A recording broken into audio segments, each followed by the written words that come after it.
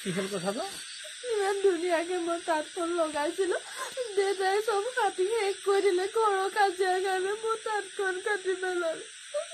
খাৰে লগাইছিলো মোৰ তাঁতখন একেবাৰে ধ্বংস কৰি পেলালে। কেতিয়া কাটিলে? মদ খাইছিলে নেকি? মদ খাই সদায় খোৱাল কৰে। আজি মাৰ লগততো মই জন্ম হোৱাৰ পৰা দেখি আছো খোৱাল কৰা।